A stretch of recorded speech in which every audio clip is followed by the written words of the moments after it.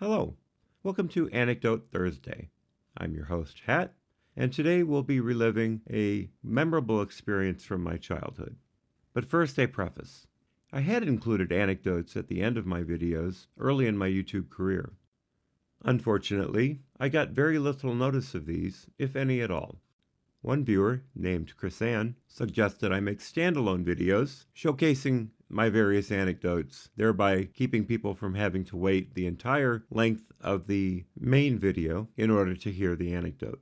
I concurred, and today is the first example of that experiment. Now on to the story at hand. We had a brand new house when I was a teenager, our first such home. And a lot of work went into picking out the various accoutrements that went with it. One of these most highly praised items was my mother's new kitchen floor. The new flooring had the name Solarium, and it was basically a permanently waxed linoleum, virtually maintenance-free, and my mother was ecstatic with the way it looked. At least she was, until I came along with the substance referenced in the title of this story. With all that said, let's get to our first anecdote in a series entitled The Great Boot Polish Flood. It all started when one of my best friends in the neighborhood, Donnie, gave me his old pair of cowboy boots. They were ripped up, dilapidated, but to me they were exquisite, and I couldn't wait to try them on. Once I found out they fit, I ran home with them and showed them off to my mom, who said, "Those look like crap." Mom was blunt, but accurate, and I said, "Don't worry, I know exactly what to do." I went to the store and picked up a bottle of boot polish and said, "Look, Mom, this will take care of everything."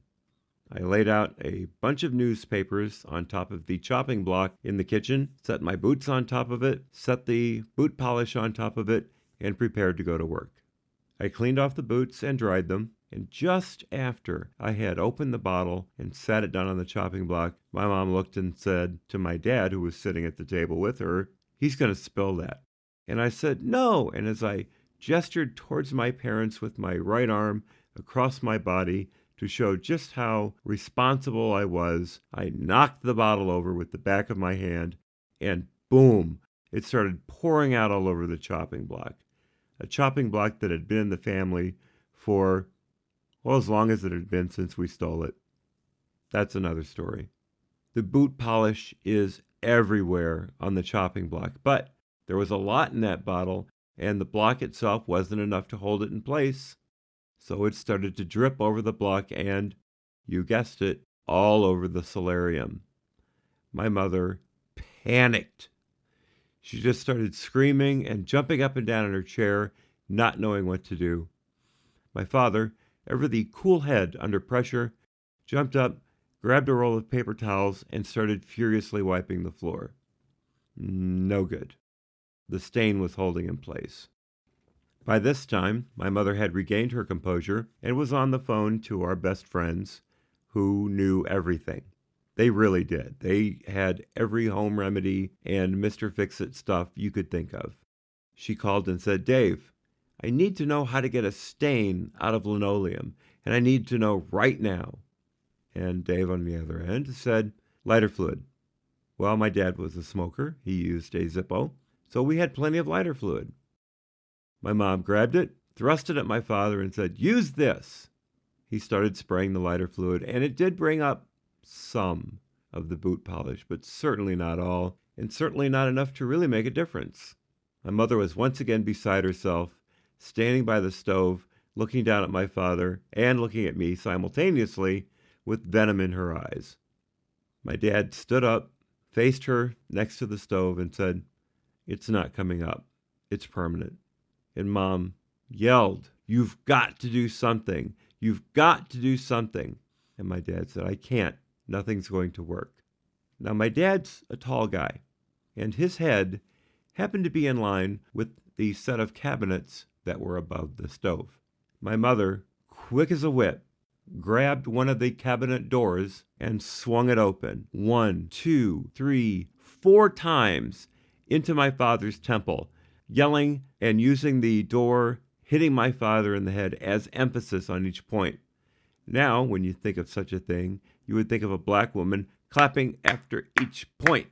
But not my mom. She's a trendsetter. She used the door of a cabinet. "You've got to do something!" Whack, whack, whack, whack. And my poor father, who was not expecting anything like that, wasn't able to get out of the way in time, so he took all 4 blows square in the head. He finally staggered back, put his hand up to his injured temple, and said, "Do it yourself," and left the house. So now I was alone with my mom, terrified. And she just looked at me and said, "You little shit," and she left the room. The floor was like that for years, until my father figured out a way to cut a patch out of the spare solarium that had been left over from the build, matching the pattern perfectly. Unfortunately, it shrank a little bit, so there was always a gap. Now, I don't hear about this story anymore because my mom died some time ago, but the memory is still fresh, and I can still hear my dad's skull reverberating as Mom's smacking him with that cabinet door. Well, that's it for this edition of Anecdote Thursday. I appreciate your being here, and I hope you found this entertaining. If you did, please let me know in the comments section. If you didn't, do the same. The more reaction I get from this, the better I'll know whether or not to keep the series alive.